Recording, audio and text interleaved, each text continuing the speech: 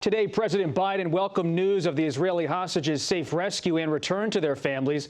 The president spoke in Paris during today's state visit to France, a day of ceremonies and celebration.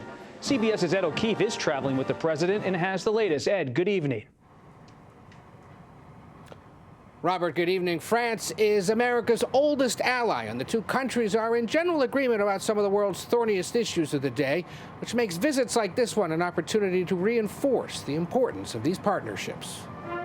A day of pomp, with a formal military procession through the streets of Paris.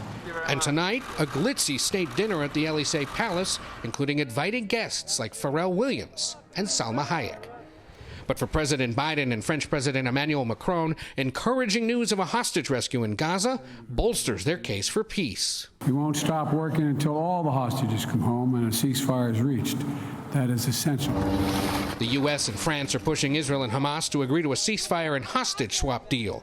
But unlike the U.S., France supports the International Criminal Court's arrest warrants for Israeli Prime Minister Benjamin Netanyahu and leaders of Hamas for war crimes. It's good to see you again. On Ukraine, the leaders are providing some of the strongest support to Volodymyr Zelensky's war against Russia. We see eye to eye on this war raging in Ukraine. The United States is standing strong with Ukraine. We're standing with our allies, and we're standing with France. The president on Friday announced another $225 million in aid to Ukraine. Air defense equipment, armored vehicles, and anti-tank weapons. This week, Macron announced plans for France to send Ukraine fighter jets, and French troops continue training Ukrainian soldiers. But Macron hasn't ruled out deploying French troops into Ukraine, something Mr. Biden, so far at least, refuses to do. Saturday's meetings came after 2 days of commemoration of D-Day, putting the president on the world stage to tout American power and democracy at a time he's concerned about it at home. I simply refuse to believe that America's greatness is a thing of the past.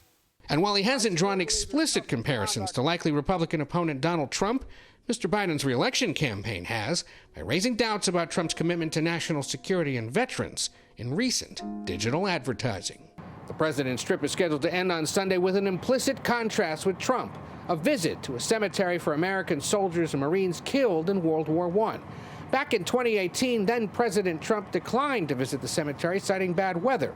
But reports later surfaced that he called those buried at the cemetery, quote, losers and suckers. He strongly denied those reports, but it's statements that President Biden has never forgotten. Robert?